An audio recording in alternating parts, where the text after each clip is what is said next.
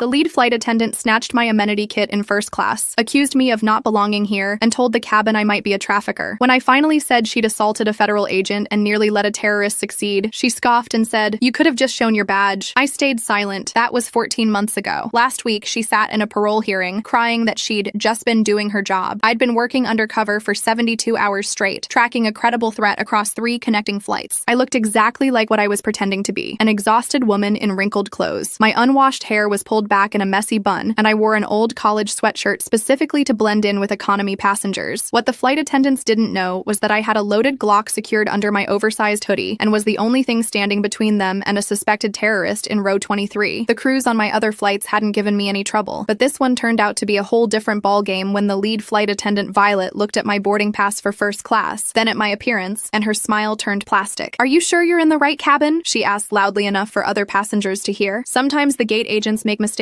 with upgrades. When I confirmed my seat, she held my boarding pass up to the light like she was checking for counterfeit money. My jaw tightened, but I stayed silent. I needed to maintain my cover without losing sight of my suspect boarding behind me. Violet followed me to my seat and immediately started questioning how I'd gotten the upgrade. Miles? Corporate status? Or did you sweet-talk someone at check-in? Before I could answer, she turned to her colleague Harper and said, "We need to verify this with the gate. She doesn't look like our typical first-class passenger." I sat down and started to pull out the complimentary phone charger when Violet snatched the entire amenity kit away. "Let's wait until we confirm you belong here," she said. "These retail for $200 and we can't have them disappearing." The businessman next to me shifted uncomfortably as she basically accused me of theft in front of everyone. Harper brought pre-flight champagne to every first-class passenger except me, making eye contact as she deliberately skipped my seat. Then she loudly asked the businessman if he wanted to switch seats since he probably wasn't comfortable sitting next to someone who didn't belong there. Violet noticed my worn backpack and pulled it out without asking, claiming it needed to be checked. When I reached for it, panicking because my badge and weapon authorization were hidden inside, she held it away and started going through the external zippers. "What are you hiding?" she asked. "Drugs? Alcohol?" I managed to grab it back, but now she was treating me like a criminal. She called for the male flight attendant and asked him to stand guard near my row because she suspected I might be trafficking something. "Watch her hands at all times," she said loudly. "These people often work in teams." When I shifted to keep eyes on my suspect, Violet announced to the cabin that I was making passengers uncomfortable. She actually asked everyone in first class to raise their hand if they felt unsafe with me there, and when a few people hesitantly did, she used it as justification to call the captain. The captain came out looking annoyed, and Violet immediately painted me as a security threat. She forced her way into first class, won't let go of her bag, keeps watching other passengers, and became aggressive when questioned. The captain, clearly wanting to get back to flying, authorized them to take whatever measures necessary. Harper returned with zip tie restraints and announced they were detaining me for suspicious behavior. When I kept my arms at my sides, Violet grabbed my wrist and tried to force it behind my back. "Stop resisting," she said loudly, making it sound like I was fighting when I was sitting still. The physical contact made me instinctively pull away, which she immediately called assault. "She's attacking me!" Violet screamed, even though I'd barely moved. "We need backup! This woman is trying to hijack the plane." She pulled the intercom and announced a security emergency to the entire aircraft, sending passengers into panic. People started screaming and crying, thinking they were about to die. Harper tried to tackle me into my seat while Violet attempted to spray me with mace from her vest. I had to duck to avoid being blinded, which would have left the plane defenseless. They interpreted my ducking as an attack posture and started screaming that I was going for a weapon. The male flight attendant grabbed my hair and yanked my head back while Violet tried to force my sweatshirt up to search me. My hand went instinctively to keep my concealed weapon secure, but they thought I was reaching for something. "Weapon! She's going for a weapon!" Harper screamed, even though she couldn't see anything. Violet grabbed the coffee pot and raised it over my head, ready to knock me unconscious. That's when my suspect in row 23 stood up and started moving toward the cockpit, his hand going into his jacket. My body moved on pure training, breaking free and sprinting down the aisle. Violet tried to clothesline me, screaming that I was the terrorist, but I ducked under her arm and tackled the suspect just as he pulled what looked like a detonator. "Federal Air Marshal!" I shouted, my badge finally visible as I pinned him down. "Everyone stay in your seats!" I looked up at Violet, who stood frozen with the coffee pot still raised, her face white as she saw my badge and gun. Harper still had the mace aimed at me, her hand shaking as she realized she'd been about to blind the only person protecting the flight. Full story on the channel below. The detonator felt cold and heavy in my left hand as I kept Ron pinned face down in the aisle. His body tensed under my knee, and I pressed harder into his spine while twisting his arm further behind his back. The entire first-class cabin had gone dead quiet except for crying kids in economy, and the sound of Violet's coffee pot hitting the floor. My badge hung visible now from where my sweatshirt had ridden up during the tackle. Harper's hand shook as she held the mace can, and I barked at her to put it down before someone got hurt. She dropped it like it was burning her fingers and stumbled backward into the galley wall. The male flight attendant stood frozen by the intercom with his mouth hanging open. I told him to announce that federal law enforcement had the situation under control, but his hands shook so bad he dropped the handset twice. Ron suddenly bucked bucked hard underneath me and tried to throw me off by arching his back and twisting sideways. I drove my knee deeper into his spine and heard him grunt as the air rushed out of his lungs. The detonator went into my vest pocket while I used both hands to control his thrashing. He started screaming something about paradise and holy war with spit flying from his mouth onto the carpet. Harper finally brought the zip ties with trembling hands, and I had to talk her through helping me secure his wrists. The captain emerged from the cockpit, and his face went white when he saw me on top of Ron with my gun visible. I identified myself as Federal Air Marshal Morrison and told him we needed to land immediately. He nodded and disappeared back into the cockpit while I maintained my hold on Ron, who'd gone completely limp. Playing dead weight made him harder to control, and I had to shift my position to keep him secure. Violet stood there staring at me like I was the problem, and actually said I could have just shown my badge. My exhaustion and anger broke through as I snapped back about maintaining operational security with an active threat. I told her she'd assaulted a federal agent and nearly let a terrorist attack happen. The businessman from my row had his phone out recording everything, and I realized my undercover career was over. 3 years of building covers and working cases destroyed because Violet couldn't handle someone in wrinkled clothes sitting in first class. The captain's voice came over the intercom announcing our emergency descent into Denver International. Ron started reciting prayers in Arabic under me, and several passengers began crying harder. Someone was throwing up in the lavatory, and I could hear them retching between sobs. A young mother across the aisle clutched her baby to her chest with tears streaming down her face. She kept looking at me, then at Ron, then at the crew, trying to process how close her child had come to dying. The weight of it all pressed down on my shoulders as we descended toward Denver. The captain's voice crackled over the intercom, telling everyone to get in brace position for our emergency landing in Denver. I had to keep Ron pinned while also trying to brace myself against the seat in front of me. My arms were shaking from holding him down for so long, and my back felt like it was on fire. The plane started dropping faster, and my stomach lurched. Ron suddenly started laughing under me, this crazy sound that made everyone around us cry harder. He turned his head sideways and said the detonator was fake, just a test to see how bad our security really was. I looked at the device in my hand again, but couldn't tell if he was lying or not. The plastic looked real enough, and the wires seemed connected right, but I wouldn't know for sure until the bomb squad checked it. The plane kept dropping, and the flight attendants were screaming at people to stay braced. My knee was digging into Ron's spine, and my other leg was going numb, but I couldn't move or he might get free. The landing gear dropped with a loud thunk that made several people scream. Through the window, I could see the ground rushing up at us way too fast. The plane hit the runway hard and bounced once before slamming down again. The brakes screamed, and everyone lurched forward in their seats. I nearly lost my grip on Ron, but managed to keep him down by basically laying my whole body across his back. Outside the windows, I could see dozens of flashing lights surrounding us on the tarmac. Red and blue lights everywhere from FBI trucks, Denver police cars, ambulances, fire trucks, and what looked like Homeland Security vehicles. Ron claims the detonator was fake, just a test. That's quite a convenient thing to say after getting tackled by a federal agent. I wonder if he's trying to reduce his charges, or if this really was some kind of security probe gone wrong. The plane finally stopped moving, and immediately I heard banging on the door. The captain opened it, and SWAT guys in full gear rushed in with rifles raised. Two of them pulled Ron up while I briefed their commander about what happened. They dragged Ron toward the front while other officers grabbed Violet and Harper, who were trying to explain that they were just doing their jobs. Violet kept saying I looked suspicious and that she was following protocol. An FBI agent helped me to a seat and started checking my injuries while asking me questions. My arms had dark bruises forming where the crew had grabbed me, and chunks of my hair were missing from when the male attendant yanked my head back. The agent said his name was Thompson and that EMTs were coming to check me properly. I told him I needed to call my husband right away. He handed me his phone while the EMTs looked at my injuries. About 2 hours later, I was in the airport security office talking to my supervisor, Sarah Blackwood, on a secure video call. She looked mad, but not at me. She said 3 years of undercover work were ruined because of a racist flight attendant who couldn't mind her own business. Nathan picked up on the first ring when I finally got to call him from my own phone. I could barely get the words out to tell him I was okay, but stuck in Denver. He said he'd already seen everything because someone on the plane had live-streamed the whole thing, and now my face was all over the news and social media. The FBI techs examined the detonator and confirmed it was real and functional, but Ron hadn't connected it to any actual explosives on the plane. They said he was a known extremist they'd been watching, but hadn't had enough to arrest him until now. He'd been testing our security to find weaknesses for something bigger. The next day, I had to give a formal deposition about everything that happened with the crew. The lawyer's office was full of papers and recordings from the flight. I found out 12 passengers had already filed complaints against the airline for discrimination and endangering everyone. Violet and Harper were suspended while they investigated. The airline's lawyers tried to get me to say the crew was just doing their job and offered me money to keep quiet about the worst parts. I refused and told them on the record that the crew physically assaulted a federal agent and almost let a terrorist complete his mission because they were too busy harassing me. Nathan got to Denver the next morning, and when he walked into my hotel room and saw the dark purple bruises wrapped around both my arms like bracelets and the raw patch on my scalp where chunks of hair had been torn out, his whole body went still. He touched the bruises so gently it barely hurt, and then walked to the window and stood there for 5 full minutes with his fists clenched before turning back to me and saying saying quietly that we were going to sue them into bankruptcy. The FBI had me in meetings all day, but Nathan sat in the lobby working on his laptop and making phone calls to lawyers while I went through every second of the incident again and again with different agents who kept asking if I was sure about the timeline. Day 3, they formally charged Williams with attempted terrorism, and I had to testify before a federal grand jury in a cold room with wood paneling where he sat behind reinforced glass in an orange jumpsuit smirking at me the whole time. And when the guards turned to talk to the prosecutor, he mouthed the words, "Next time," while staring right at me. That night, back in my hotel room, everything crashed down at once, and I started shaking so hard I couldn't stand up, and Nathan had to basically carry me to the bed where I sobbed for 2 hours straight while he held me and didn't say anything because there was nothing to say about how close we'd come to disaster. My phone started blowing up the next morning when passengers from the flight posted their videos online showing Violet yanking my hair and Harper trying to spray me with mace, and within 6 hours the clips had millions of views and the airline's stock dropped 12% in one day. Reporters started calling the hotel asking for comments, and Nathan handled all of them while I sat in the bathtub with the water running because it was the only place that felt safe. Day 5. Violet held a press conference where she claimed she was just following protocol and that I looked like a threat because of my disheveled appearance. But when reporters asked her what specifically made me threatening, she kept stumbling over her words and finally said something about how people who don't usually fly first class act unpredictable, which made everyone in the room go silent. The video of her press conference went even more viral than the attack videos, and by that afternoon, protesters were outside the airline's headquarters with signs about discrimination. Week 2, the Department of Justice announced they were opening a civil rights investigation after finding out Violet had 17 previous complaints from passengers she'd harassed for not looking rich enough, and one former flight attendant came forward saying Violet had a notebook where she rated passengers on whether they belonged in first class. Nathan found me a trauma specialist named Dr. Elena Vasquez who worked with federal agents, and in our first session she explained that my nervous system didn't care that I was trained for dangerous situations because being physically attacked while exhausted and trying to save lives was a perfect recipe for PTSD. Week 3. Williams's lawyer subpoenaed me for his defense, claiming I used excessive force and that the crew's actions proved I must have appeared threatening, and I had to sit through 8 hours of depositions where his lawyer kept trying to make it sound like I was the aggressor, even though the videos clearly showed me sitting still while being attacked. The businessman who'd been sitting next to me, Thomas Wright, sent me an email with his video attached, showing the whole thing from his angle, and you could see clearly that I never raised my voice or made any aggressive moves until the actual terrorist stood up, and he wrote that I saved everyone's lives while the crew tried to stop me, and he'd testify to that in court. Nathan took a leave of absence from his job to stay with me full-time because I wasn't sleeping more than 2 hours a night and couldn't eat without feeling sick, and he handled all the media requests and lawyer meetings and made sure I ate at least something, even when the anxiety made my throat close up. 4 weeks after the incident, Nathan showed me his laptop where Violet was on some conservative talk show wearing way too much makeup and a navy suit that made her look like she was running for office. The host kept asking her why she singled me out when there were 3 other passengers in wrinkled clothes, and she kept dodging the question and saying she was just doing her job to keep everyone safe. Nathan turned it off when she started crying about how her life was ruined because of cancel culture, but 2 days later, Harper's lawyer called to tell me Harper broke down during her deposition. She admitted that before the flight, Violet pulled her aside and told her to watch for certain types trying to sneak into first class, and when the lawyer pressed her, Harper said Violet described people who didn't look like they belonged there. The lawyer recorded the whole thing and sent it to the FAA, who moved fast after that. Within a week, they permanently grounded Violet's flight license and suspended Harper for 6 months, plus the airline got hit with $500,000 fines for each violation of federal security protocols, which added up to millions. Dr. Vasquez started me on something called EMDR therapy the next week, where I had to follow this light bar with my eyes while talking about the trauma. I couldn't even say the words about Violet grabbing my wrist without my whole body shaking, and Dr. Vasquez explained that my body was remembering the helplessness, even if my mind knew it was over. The prosecutor's office called that same day to tell me Ron pleaded not guilty to attempted terrorism, and his trial wouldn't start for 8 months. The prosecutor warned me I'd have to testify and face cross-examination about every single second of what happened on that plane, and just thinking about it made me run to the bathroom to throw up. Nathan held my hair back while I dry heaved over the toilet, and then helped me back to bed where I stayed for the rest of the day. A week later, someone posted our home address on some extremist website, and within hours we were getting death threats from both sides. Some people called me a hero who saved everyone from a terrorist, while others said I was a racist who profiled an innocent Muslim man, and both groups wanted me dead for opposite reasons. The local police said they couldn't provide round-the-clock protection, so we packed what we could fit in the car and moved to a hotel 40 miles away using fake names. The airline's CEO called my lawyer's phone the next morning and asked to speak to me directly. He apologized for about 5 minutes straight and then said to name my price because this never should have happened, and they wanted to make it right. I told him I didn't want money but wanted every single crew member to go through mandatory anti-bias training, so this wouldn't happen to anyone else. He agreed immediately and promised to implement it company-wide within 60 days. That night, Nathan found me at 3 in the morning organizing our hotel closet for the 3rd time that week because I couldn't couldn't sleep and needed to control something. I was checking the door locks every hour and jumping whenever someone walked past our room, and I couldn't be around more than 2 people without feeling like I was suffocating. Nathan tried to get me to come back to bed, but I just sat on the floor folding and refolding the same shirts over and over. The timeline here feels oddly convenient. Ron just happened to have a working detonator but no actual explosives. Why bring a real detonator on a plane if you're only doing reconnaissance? Something about his whole testing security explanation doesn't quite add up to me. My lawyer called the next week to tell me 17 passengers from the flight had joined a class action lawsuit against the airline for emotional distress. Several of them described having nightmares about what could have happened if I hadn't stopped Ron, and one woman said her kids were too scared to fly anymore. Then Harper's lawyer contacted me privately through my lawyer saying Harper wanted to testify against Violet in exchange for leniency on her suspension. She had 2 years worth of recordings on her phone of Violet making comments about passengers based on how they looked and dressed and which ones she thought were trying to scam their way into first class. My lawyer got Harper's recordings within 2 days and sent them straight to the FBI tech team, who ran them through voice analysis software to confirm they were real and hadn't been edited. The tech guy called me that afternoon and said the recordings went back 23 months with over 400 separate incidents caught on Harper's phone. I sat at my kitchen table listening to clips while Nathan made dinner, hearing Violet tell Harper that the black family in row 12 looked like they'd robbed a liquor store to afford their tickets. Another recording had her saying she could smell weed on every Latino passenger and that they were probably smuggling drugs in their carry-ons. She called anyone wearing sweatpants or hoodies economy trash who got lucky and said they should make first-class passengers show their bank statements before boarding. The worst one was from 6 months ago when she told Harper to watch an elderly Sikh man extra close because his turban could be hiding weapons. Harper's voice on the recordings mostly just agreed with everything Violet said, laughing at her comments and adding her own observations about which passengers looked suspicious based on their clothes or skin color. The FBI agent compiling the evidence said it was the clearest pattern of discrimination he'd seen in 20 years of investigating civil rights cases. Week 8 came and Elena called to say she wanted to increase my sessions after reviewing my intake forms and seeing how I kept downplaying what happened to me. I showed up to her office that Tuesday, and she had me sit in a different chair than usual, saying she wanted to try something new. She asked me to close my eyes and walk through the moment Violet grabbed my hair again, but this time to focus on what I felt instead of what I did. My hands started shaking, and I couldn't get through describing it without my voice cracking. Elena pointed out that I'd been so focused on protecting everyone else on that plane that I never let myself feel angry about being attacked while doing my job. She said the crew didn't just interfere with my work, they physically assaulted me while I was trying to save 300 lives. I broke down crying for the first time since the incident, finally admitting how scared I'd been that the suspect would detonate while I was being restrained. Elena scheduled me for twice-weekly sessions and prescribed a higher dose of anxiety medication. Sarah called the next morning and asked me to come to headquarters for a meeting about my future with the agency. I knew what was coming before I even sat down in her office. She pulled up news footage on her computer showing my face on every major network, my name trending on social media, and conspiracy theorists making videos about me. She said undercover work requires anonymity, and mine was completely blown. The agency could offer me a desk position reviewing threat assessments or a training role teaching new recruits defensive tactics, but my days in the field were over. I stared at my badge on her desk, remembering all the flights I'd protected without anyone knowing I was there. Sarah said she understood if I needed time to think about it, but we both knew those jobs would feel like punishment after 8 years of active duty. I left her office without giving an answer, and sat in my car in the parking lot for an hour, watching planes take off from the nearby airport and knowing I'd never work on one again. Week 9 brought Wilson's preliminary hearing, and his lawyer tried every angle to get the charges reduced. He argued that my tackling Wilson was excessive force that escalated the situation, claiming the crew's reaction proved that racial profiling was involved in the entire incident. The prosecutor had to carefully explain that the crew's discrimination against me had nothing to do with Wilson's actual attempt to breach the cockpit with what turned out to be a ceramic knife designed to pass through metal detectors. The judge asked to review the flight recordings 3 times, trying to separate the crew's prejudice from my legitimate response to a security threat. Wilson's lawyer kept emphasizing how the chaos created by the crew made it impossible to know who the real threat was, suggesting Wilson was just reacting to the violence he witnessed. The prosecutor showed frame-by-frame video of Wilson pulling the knife before I even moved toward him, proving he was already planning his attack regardless of what the crew did to me. The hearing went on for 6 hours with Wilson's family in the gallery crying every time the video played. That night, I couldn't sleep and went to the bathroom around 2 in the morning. Nathan found me standing at the sink with scissors in my hand, about to cut off all my hair where Violet had grabbed it. Every time I touched that spot on my scalp, I could feel her fingers digging in, yanking my head back while passengers screamed. I told Nathan it kept reminding me of that moment, and I just wanted it gone. He took the scissors from my hand real gentle and pulled me against his chest, holding me while I sobbed about how I couldn't even wash my hair without remembering. He stayed with me in the bathroom until sunrise, telling me we'd find a way through this together. 3 days later, the airline's CEO held a press conference announcing a complete review of their hiring and training procedures. They were bringing in outside consultants to examine how crew members were selected and what kind of diversity training they received. received. The biggest change was a new policy requiring all flight crew to immediately comply when any federal agent identified themselves, with termination for anyone who questioned or delayed response to federal credentials. The Flight Attendants Union released a statement saying the new policy was an overreaction to one isolated incident, but 3 other airlines announced they were implementing similar rules within hours. I watched the CEO read his prepared statement about their commitment to treating all passengers with respect, thinking about how none of this would bring back my career. Week 10 arrived with news that Violet was being formally charged with assault on a federal officer and interference with flight crew duties. The federal prosecutor said she faced up to 20 years in prison if convicted on all counts. Her lawyer held his own press conference saying Violet was being scapegoated for following her training to identify security threats. He claimed she was a dedicated employee with 18 years of service who was just trying to keep passengers safe. The lawyer said they'd prove at trial that Violet had no way of knowing I was a federal agent and was responding to what appeared to be suspicious behavior. He painted her as a hero who tried to stop what she thought was a hijacking, ignoring the recordings of her calling passengers trash based on their appearance. Violet posted bail and immediately went on social media claiming she was the real victim. I had to take a fitness for duty evaluation the next week to see if I could return to any form of service. The psychologist asked me hundreds of questions about my sleep patterns, anxiety levels, and whether I'd had any thoughts of self-harm. I lied about the night with the scissors but told the truth about the nightmares and panic attacks. She had me do reaction time tests and cognitive assessments, then made me describe the incident multiple times while monitoring my heart rate. After 4 hours of testing, she said I showed significant PTSD symptoms and recommended extended medical leave before any return to duty. The report used words like hypervigilance and complex trauma response that made me sound broken. I'd always thought of myself as tough and capable, but now I had a file saying I wasn't fit to serve. Thomas, the businessman who'd been sitting next to me in first class, started emailing me updates about other passengers from the flight. He'd connected with a bunch of them through a Facebook group they'd created to process what happened. Most of them were in therapy, dealing with nightmares about the plane crashing or guilt about not helping me when the crew attacked. A mom traveling with her kids wrote about how her 8-year-old was scared to fly now after seeing the violence. Several passengers were suing the airline for emotional distress, saying they'd been traumatized by thinking they were about to die in a hijacking. Thomas said he'd testified in 3 depositions already, describing how Violet had accused me of theft while I was trying to protect everyone. Week 12 brought the worst news yet when Barnes's extremist group released a statement on their website. They called him a martyr who'd been stopped by an enemy of faith and said I was a symbol of government oppression. The FBI agent assigned to monitor threats showed me posts from their message boards with my personal information and photos of my house from before we'd moved. They'd found Nathan's workplace and were calling him a traitor for being married to me. The FBI increased security around our temporary housing, adding cameras and having agents drive by every few hours. I couldn't go for a run without wondering if someone was watching, couldn't go to the grocery store without checking every face. Harper recorded Violet for almost 2 years without telling anyone. That's hundreds of awful comments she just sat on while pretending to be friends with her. Makes me wonder if Harper was planning to use those recordings for something else before this whole mess gave her a chance to trade them for a lighter punishment. I felt like a prisoner in my own life, punished for doing the job I'd trained for. The news about Ron Barnes came through my phone while I was making breakfast, the notification making my hand freeze over the eggs. His psych eval had been released to the public, and the words on my screen made my stomach turn. The doctor called him competent to stand trial, but said he showed extreme ideological fixation on destroying planes. They'd found his manifesto in his apartment, pages and pages about test runs he'd been planning on different flights. He'd written about studying security patterns, watching air marshals, learning how to spot us by our boarding patterns and seat assignments. The eggs burned while I read about how he'd picked that specific flight because it was full, because the crew seemed distracted, because he thought a morning flight would have sleepy passengers. Dr. Vasquez called me that afternoon for our regular session and noticed my hands shaking worse than usual. She moved her chair closer and started showing me something new, holding up her own hand with 5 fingers spread. 5 things you can see, she said, and I looked around her office and named them. 4 you can hear, and I listened for the clock, the air conditioner, voices in the hallway, cars outside. 3 you can touch, and I felt the leather chair, my jeans, the cold water bottle in my lap. My breathing slowed down and the shaking stopped, at least for a few minutes. She wrote the technique on a card for me to carry, telling me to practice it whenever the panic started. The airline settlement news broke 3 days later during dinner, Nathan's fork stopping halfway to his mouth as the reporter announced $50 million. The money would be split among all the passengers from that flight, with extra going to those who'd been injured in the panic. They also announced new mandatory monthly training for all crew members about discrimination and profiling. The airline CEO stood at a podium reading from cards, saying they had zero tolerance for treating passengers differently based on appearance. I turned off the TV before he could finish his prepared statement about lessons learned and moving forward. The prosecutor called me the next week to tell me Violet's trial was starting and I'd need to testify again. I sat in the back of the courtroom watching Violet take the stand in a conservative black suit, her hair pulled back tight. She spoke softly about protecting passengers, about how scared she'd been, about how my appearance and behavior had seemed threatening. Her lawyer walked her through a sympathetic story about a dedicated flight attendant just trying to keep people safe, but when the prosecutor started cross-examination, Violet's story started falling apart. She couldn't explain why she'd singled me out when there were 3 men in first class wearing wrinkled clothes. She couldn't say why my backpack was suspicious, but the businessman's identical one wasn't. The prosecutor pulled up security footage showing her serving champagne to a man in ripped jeans and a stained shirt 2 rows behind me. Would you have treated a white woman in yoga pants the same way? The prosecutor asked, and the whole courtroom went silent. Violet's mouth opened and closed before she finally whispered yes, but the pause had been too long. I watched the jury members writing in their notebooks, some shaking their heads. Nathan and I couldn't escape the trial coverage that week, every channel running the same clips over and over. We sat on the couch in our temporary apartment eating takeout while pundits argued about whether I was a hero or a troublemaker. One show had a panel debating if the whole thing could have been avoided if I'd just shown my badge earlier. Another had experts discussing whether air marshals should have to identify themselves to crew. I grabbed the remote and turned it all off, too tired to be anyone's symbol or cautionary tale anymore. The verdict came on a Thursday morning, and I watched from the gallery as the jury foreman stood up. Guilty of assault on a federal officer, not guilty of interference with flight crew duties. Violet's legs gave out, and her lawyer had to hold her up as the judge read the potential sentence of 5 to 10 years. She sobbed as the bailiff put handcuffs on her wrists, looking back at her family in the gallery. Her mother was crying too, reaching out like she could somehow pull her daughter back. The judge set sentencing for 6 weeks later and said both sides could submit recommendations. The prosecutor told me afterward she'd push for the maximum 10 years because of the security breach Violet had caused. Violet's lawyer would probably ask for probation, arguing she'd already lost her job, her reputation, her whole life. I nodded and left without saying what I thought about any of it. The FBI finally cleared us to go home after 2 months of hotel rooms and safe houses. I stood at our front door with the key in my hand, almost afraid to turn it. Nathan rubbed my back as I finally pushed it open and walked into our living room. Everything was exactly how we'd left it that morning. I'd gone to the airport for what should have been a routine flight. The coffee mug I'd left by the sink, Nathan's book still open on the side table, mail piled up that the neighbor had been collecting. My legs gave out and I sat on our couch, then laid down and pressed my face into the cushions that smelled like home. I just want our life back, I told Nathan, and he sat beside me and rubbed my shoulders without saying it might never be the same. Ron Barnes's trial was scheduled to start in 2 weeks, and the prosecutor called me in for preparation. She sat across from me with a thick folder, her expression serious as she explained what would happen. His lawyer would try to make me the villain, she warned, would claim I'd escalated the situation with Violet and created the chaos Ron tried to use. She showed me the security footage frame by frame, Ron's hand going into his jacket pocket at the exact moment I broke cover, and I watched myself tackle him just as his fingers closed around the device. The prosecutor said she'd play it in slow motion for the jury, make them see what I saw in that split second, but Ron's lawyer would argue I created the perfect distraction for his client to act. 2 days later, Sarah called me into her office at headquarters, a plain government building with bad fluorescent lighting and metal detectors at every entrance. She pushed a folder across her desk and told me the field work was done for now, maybe forever, but they had another position if I wanted it. Training new air marshals, she said, teaching them how to maintain cover under extreme pressure, using my experience to help the next generation handle situations like mine. It wasn't the job I loved, wasn't protecting flights anymore, but it was something, a way to stay useful instead of sitting at home watching daytime TV. I told her I'd think about it and drove straight to Elena's office, where she had me do breathing exercises while we talked about the offer. Elena said I was making real progress in therapy, but warned me that recovery wasn't a straight line, that I'd have good days where I felt almost normal and bad days where I couldn't leave the house. The bad days didn't erase the progress, though, she reminded me. They were just part of healing from what happened. 3 weeks passed before I called Sarah back and accepted the training position, deciding that teaching others might help me process my own trauma into something useful. My first presentation would be to 50 new recruits about maintaining operational security under assault, and Sarah scheduled it for 2 weeks out to give me time to prepare. The day before that, I had to sit through Violet's sentencing hearing, watching as victim after victim read their impact statements to the court. A mother stood at the podium describing how her 8-year-old daughter still had nightmares about the angry lady who tried to hurt the hero lady on the plane. A businessman talked about missing his father's funeral because he was too scared to fly after witnessing the chaos. An elderly woman explained how she couldn't visit her grandchildren anymore because airports triggered panic attacks. Violet sat at the defense table looking smaller than I remembered, her face going white as she heard how her actions had damaged so many lives. When the judge finally spoke, he called her behavior a serious breach of aviation security that could have resulted in mass casualties if the real threat had succeeded. He sentenced her to 7 years in federal prison with possibility of parole after 4, noting that her discrimination and assault on a federal officer created the exact chaos a terrorist would need. Her family cried in the gallery as guards led her away in handcuffs, her orange jumpsuit replacing the flight attendant uniform she'd worn with such pride. 2 days later, I stood in front of 50 new air marshal recruits in a training room that smelled like coffee and sweat. My voice shook as I started talking about the importance of maintaining cover even when flight crew turned hostile, but as I described the specific techniques for protecting your weapon while being physically assaulted, I saw respect growing in their eyes. They weren't looking at me like a victim, but as an instructor who'd survived the worst-case scenario and could teach them how to handle handle it. Ron's trial started the next week with security unlike anything I'd seen before. Metal detectors at every entrance, bomb-sniffing dogs in the hallways, snipers positioned on nearby rooftops. He pleaded not guilty by reason of religious obligation, claiming his faith required him to act against perceived enemies, but the prosecutor called it what it was: terrorism, plain and simple. When they called me to testify, I had to walk past Ron at the defense table, his eyes following me all the way to the witness stand. Why does Ron's lawyer think blaming everything on that moment when I broke cover makes any sense? He already had the device in his pocket before anything happened with Violet. The security footage shows his hand going for it while she was still just yelling at me. His lawyer immediately attacked my decision-making, arguing that I'd profiled his client based on appearance, that I'd watched him throughout the flight because of his Middle Eastern features. I responded by listing Ron's extremist social media posts, his purchase of bomb-making materials, his connection to known terror cells, all the intelligence that had put him on our watch list before he ever boarded that plane. The lawyer tried to argue that my altercation with Violet created the perfect cover for Ron to pull out what he claimed was a fake device meant only to test airport security. That's when the prosecutor presented the detonator itself, sealed in an evidence bag, and the FBI explosives expert testified that it was fully functional, military-grade, and connected to plastic explosives that Ron had tried to smuggle aboard in a hidden compartment. Several jurors looked at Ron with open disgust as the expert explained how the device would have killed everyone in a 30-foot radius and likely brought down the entire aircraft. During a recess, I was getting water from the fountain when Ron passed by with his guards, and he looked right at me and mouthed the word "soon" before they pulled him away. Security immediately surrounded me, checking for threats, but we all knew what he meant, that even from prison, even if convicted, he'd made sure someone would come for me eventually. I'd be looking over my shoulder for the rest of my life, checking every car that followed too long, every stranger who got too close, living with the permanent fear that his promise would find me when I least expected it. The prosecutor stood up 3 weeks later and started reading from Ron Barnes's journal, each word making my stomach twist tighter. Page after page detailed how he'd been testing airline security for months, booking flights just to see how far he could push before getting caught. He'd watched 14 different air marshals work, studying their patterns and habits, looking for the perfect moment when chaos would give him cover. My flight was supposed to be his breakthrough, the one where he'd finally prove the system was broken. The journal described exactly how he planned to use the crew's discrimination as his distraction, how he'd counted on them focusing on the wrong person while he made his move. He'd written that female marshals were the easiest targets because crews never took them seriously. The prosecutor held up the detonator they'd found, showing the jury how close we'd come to disaster. Security footage from 23 different flights showed Barnes watching, taking notes, testing boundaries. Week 28 brought the verdict, and the jury only needed 3 hours to decide. Barnes sat completely still as they read guilty on all 17 counts of terrorism charges. His eyes locked on mine the whole time, not blinking, not moving, just staring like he was memorizing my face for later. That night, Nathan ordered takeout from our favorite place, and we sat on the couch eating straight from the containers. For the first time since the flight, I actually tasted the food, actually felt hungry, actually smiled when he made a stupid joke about the fortune cookies. The sentencing came 2 weeks after that, and the judge gave Barnes life in federal supermax without any chance of parole. As the guards grabbed his arms to take him away, he twisted around and screamed that his brothers would finish what he started, that I'd never be safe, that they knew where I lived. Security rushed me out through the loading dock while more guards surrounded Barnes, but his voice echoed down the hallway behind us. 8 months after the incident, the airline sent me a formal letter about their new policies and the scholarship fund they'd created in my name for security training. They'd fired 12 employees for discrimination, required monthly bias training for all crew members, and installed new protocols for handling passenger complaints. The scholarship would send 10 people a year through federal security programs. Dr. Vasquez signed my therapy completion certificate after 6 months of twice-weekly sessions. The panic attacks had gone from daily to maybe once a month, and I could sleep 4 hours straight without waking up gasping. She handed me the paper and said I wasn't cured, but I was healing. That trauma like mine didn't disappear but could become manageable. The letter from Harper showed up in my mailbox with no return address. 3 pages of messy handwriting about how Violet had convinced her I was dangerous, how she'd been scared of losing her job if she didn't go along with it. She wrote that she was seeing a therapist too, that she couldn't sleep knowing she'd almost gotten everyone killed by attacking the one person protecting them. I left it on the kitchen counter for 3 days before putting it in a drawer without answering. 10 months after the flight, the Department of Justice released their investigation results showing systematic discrimination across 14 major airlines. They found training videos that taught crew to profile passengers, internal memos encouraging staff to challenge anyone who didn't look rich enough for first class, and complaint files showing thousands of similar incidents. New federal regulations went into effect immediately, requiring anti-bias training every 30 days and creating a passenger rights hotline. Sarah called me to her office for the commendation ceremony, just the 2 of us and a photographer. She pinned the medal on my jacket and called me the best of us, said I'd shown what real courage looked like when everything went wrong. The certificate mentioned extraordinary bravery under assault and maintaining operational security, despite civilian interference. My new training program launched the next month, mandatory for all air marshals nationwide. I taught them how to stay focused when crew members turned hostile, how to maintain cover when being physically attacked, how to protect passengers even when those same passengers were calling you a terrorist. Every class started with a video from my flight, showing exactly how fast things could go wrong and how preparation was the only thing that could save them. 1 year later, on the exact anniversary of the flight, my phone started buzzing with messages from passengers who'd been on that plane. The businessman who'd sat next to me reached out first, then the mother with her kids from row 12, then more and more until we had 17 people in a group chat sharing how that day still haunted them. We started meeting monthly at a community center in Arlington, sitting in a circle like any other support group, except we all shared the same nightmare of watching me get attacked while a real terrorist nearly killed us all. Nathan drove me to every meeting and waited in the parking lot, knowing I needed him close but also needed to face this with the people who'd lived it. We decided to stay in Virginia even though the threats kept coming, even though we'd installed security cameras and changed our routines, because Nathan looked at me one morning and said those exact words about not letting them take our home. That same week, we threw away my birth control pills and started trying for a baby, choosing to build something new instead of hiding from what happened. 3 months later, I boarded my first commercial flight since the incident, just as a regular passenger flying to visit my sister, and my hands shook so bad at security that the TSA agent asked if I was okay. The flight crew on that Southwest flight knew exactly who I was. The gate agent had flagged my booking, and they treated me like glass, checking on me every few minutes and bringing me extra water without me asking. I made it through that 2-hour flight by gripping the armrests and counting my breaths, but I made it, and when I landed, I sat in the airport bathroom and cried from relief. 14 months after the incident, Nathan woke me up at 5 in the morning because breaking news alerts were flooding both our phones about the FBI disrupting a major extremist cell led by someone named Johnson, who'd been planning attacks on federal buildings. The investigation traced back to Ron Barnes, my suspect from row 23, and the intelligence they'd gotten from his devices after I'd stopped him had led them to uncover the whole network. 3 planned bombings had been prevented, hundreds of lives saved, all because I'd maintained my cover long enough to stop him even while Violet was trying to knock me out with a coffee pot. The weight of it hit me so hard I threw up, then sat on the bathroom floor while Nathan held me, and we both processed that my worst day had prevented something so much worse. 2 weeks later, Violet came up for her first parole hearing and got denied flat out, the board citing her complete lack of remorse and her insistence in every interview that she'd just been doing her job. I found out I was pregnant the same day, sitting in Elena's office for our regular session when I mentioned feeling sick, and she handed me a test from her desk drawer saying she'd suspected for weeks. Elena helped me work through the terror of bringing a kid into a world where people like Violet existed, where doing the right thing made you a target, where protecting others could destroy your own life. She reminded me how I'd protected strangers on that plane, people I'd never met before, and asked me to imagine how fierce I'd be protecting my own child. My story became required study at Quantico and every federal law enforcement academy in the country, not as some hero story, but as a case study in maintaining operational security under extreme duress. They showed the video from the plane, analyzed every decision I made, taught new marshals how to stay focused when authority figures turned against them, how one person's bias could compromise national security, how sometimes the people attacking you were the ones you were still sworn to protect. Thomas, the passenger whose teenage daughter had been sitting 3 rows behind Ron, sent me an email with a photo from her college graduation, then another from her wedding 6 months later. Ron keeping a journal documenting months of security testing seems really convenient for the prosecution. I wonder if he actually wanted to get caught at some point. His detailed notes about studying female marshals and using crew discrimination as cover feel almost too perfect for proving premeditation right now. His message was simple, but it broke me completely. Just those words about every milestone she reached existing, because I hadn't let them stop me, because I'd kept fighting even when they were calling me a terrorist. 7 months pregnant, I stood in front of my newest class of federal marshal recruits, no longer hiding the scars on my arms from where Violet had scratched me, or the way my left shoulder still ached from when Harper had tried to pin me down. I told them straight that they'd face discrimination, assault, doubt from the very people they were protecting, that their job was to protect everyone anyway, even the ones attacking them, because that's what made us different from them. They stood and applauded when I finished, and for the first time since that day on the plane, I felt whole again. Like maybe all that pain had led to something that mattered. Like maybe I could teach them to be better prepared than I'd been. Like maybe this was how the story was supposed to end. Alright folks, that's gonna do it for today. Had a great time just wondering about stuff with you. Really interesting hanging out like this. Catch you next time. Subscribe for more content like this.